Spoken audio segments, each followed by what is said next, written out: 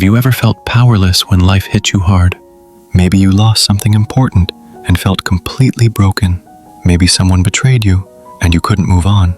Or maybe one failure made you doubt everything about yourself and your whole world felt shaky. But here's the truth.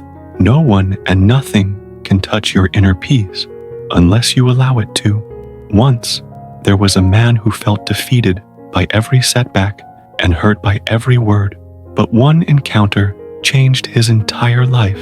This is his story, and maybe it's yours too. Once upon a time, in a bustling town near the river, there lived a man named Malik. Malik was known for one thing: how easily life could knock him down. If a business deal fell through, he stopped working for days. If someone criticized his work, he questioned his entire worth. Even when a friend didn't invite him somewhere, Malik would say, "Nothing ever goes right for me." He believed the world was out to hurt him, and he had no defense. His wife, Zara, often said gently, "Malik, why do you give everything the power to break you?" Malik frowned. "Because life is hard. When bad things happen, how can I not feel hurt?"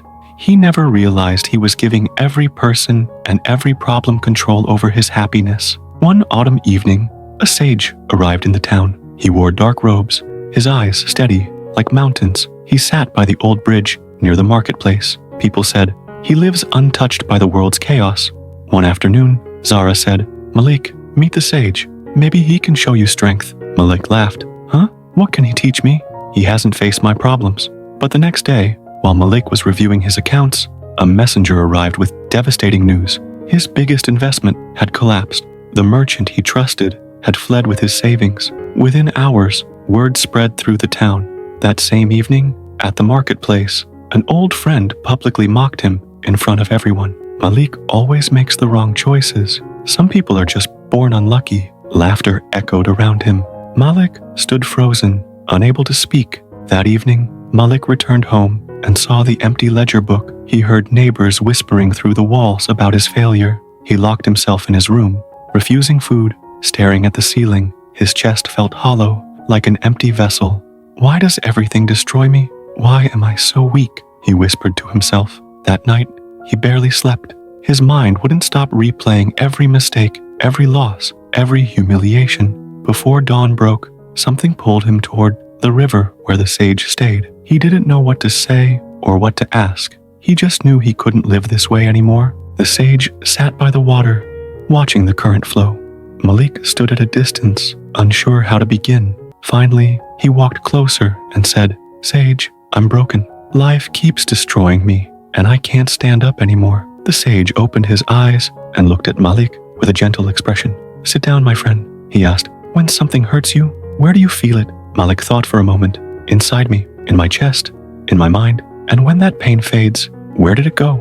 Malik hesitated. "I don't know. It just goes away." The sage nodded. "Exactly. Because pain doesn't live in events. It lives in your mind. When you stop feeding it, it disappears." He pointed at the river. "This water flows constantly, carrying everything downstream. It doesn't hold on to anything. But you catch every stone thrown at you and carry it forever." Malik frowned. "So, should I just pretend nothing hurts me?" The sage smiled. "No. Learn to observe pain without becoming it. There's a big difference." He picked up a stone from the ground. "This stone is hard now, but if I throw it in water, does it become wet inside?" Malik shook his head. "No, only the surface gets wet." The sage tossed the stone into the river. "The same with you. Life throws things at you, but they can only affect your surface unless you let them inside. When a storm comes, the mountain doesn't run. It simply stands. The wind screams, the rain pounds, but the mountain remains unmoved. Not because it doesn't feel the storm, but because it knows the storm will pass. You must become like that mountain." The next morning, the sage asked Malik to bring a bowl of clear water and a mirror. Malik did as told, curious about what lesson would come. "Now, throw dirt into the water," said the sage. As Malik dropped handfuls of dirt into the bowl, the water turned murky and dark. The sage asked, "Can you see your reflection now?" Malik looked into the cloudy water. "No, it's too cloudy." The sage smiled. "That's what happens when you absorb what life throws at you. You lose yourself. The dirt is not just mud, Malik. It's the insults, the failures, the betrayals. When you take them in, they cloud everything. You can't see who you really are anymore." Then he held up the mirror and threw dirt at it. The dirt hit the surface and fell off immediately. The mirror remained clear, untouched. See? The mirror doesn't hold on to anything. It remains clear. This, said the sage, is what happens when you stop absorbing. You reflect, then let go. You stay untouchable. Malik sat silently, staring at the bowl of murky water and then at the clean mirror. He realized all these years he had been a bowl of water, absorbing every insult, every failure, every disappointment, until he couldn't see himself anymore. Every harsh word had mixed into him. Every loss had settled inside him like sediment. He had become heavy, dark, unclear. But the mirror just let everything slide off. It witnessed everything, but held nothing. For the next several weeks, Malik practiced being the mirror. When someone insulted him, he took a deep breath and remembered the sage's words. Reflect, don't absorb. At first it was hard. His old wounds wanted attention. Every criticism felt like a personal attack. Every setback felt like proof of his worthlessness. One afternoon, his business partner blamed him publicly for a mistake that wasn't his fault. The man stood in the middle of the town square and said loudly, "Because of Malik's poor judgment, we lost the contract. He cost us everything." People stopped and stared. Malik's jaw clenched. He wanted to defend himself, explain, prove his innocence. His mind raced with arguments and justifications, but he stopped. He breathed slowly and said, "You're entitled to your opinion," and walked away calmly. His partner stood there, confused by the lack of reaction. For the first time, Malik didn't carry someone else's anger home with him, and strangely, he felt light.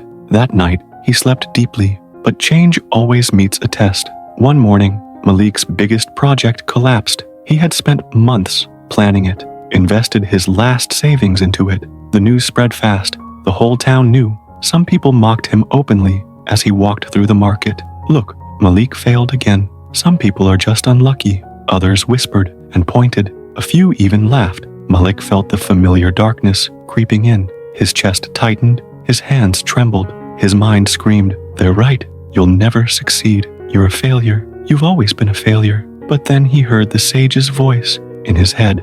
"The mirror doesn't hold on to anything." Malik stopped walking. He looked up at the sky, took a long breath, smiled slightly, and said to himself, "This happened, but this is not who I am." His calmness confused them.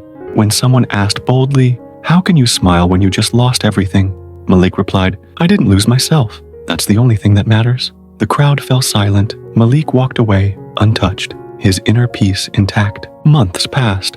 Malik's wife noticed the change. He no longer collapsed when things went wrong. He smiled even during storms, even when people gossiped, when deals failed, when life tested him. He stayed centered. Zara said one evening, "You're different now. It's like nothing can reach you anymore." Malik nodded. "Because I finally understand.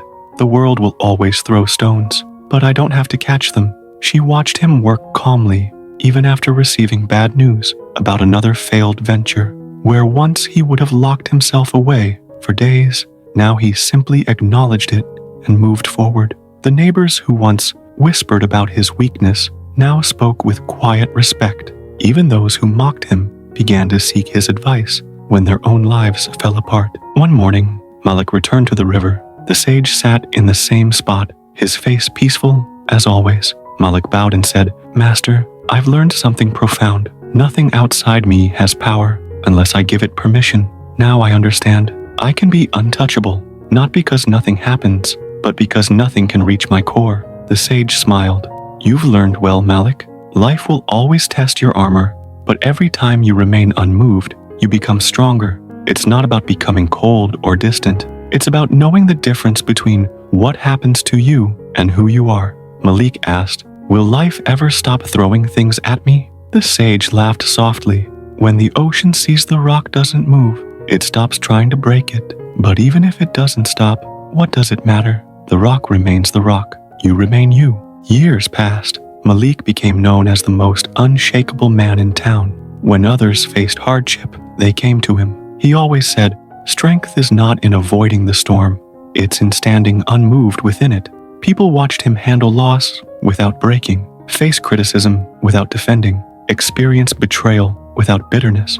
One day, a young merchant came to him in distress. He had lost his entire shipment to thieves, and was drowning in despair. Malik listened quietly, then shared his story. He told him about the bowl and the mirror, about learning to reflect instead of absorb. The young merchant left with hope in his eyes. One day, a young boy asked, "Uncle Malik, doesn't anything ever hurt you?" Malik smiled. "Things happen to me, but they don't happen inside me. That's the difference. When someone insults me, I hear the words, but I don't become them. When I fail, I see the failure, but I don't let it define me." He looked at the river and said, "When I stopped letting life inside, I started truly living." We cannot stop life from throwing challenges at us. We cannot stop people from trying to hurt us, but we can stop giving them the power to reach our core. Every reaction is a choice. Every moment of stillness is armor. The one who protects his inner peace controls his entire life. So next time life hits you hard, stand like the mirror and whisper, "This won't reach my core." You can't control what happens, but you can control what you let inside. Real strength isn't avoiding pain. It's remaining untouchable while standing in the fire. If this story shifted your mindset, don't forget to subscribe for more stories that build mental strength, inner peace, and unshakable confidence, because every story here helps you become untouchable from the inside out.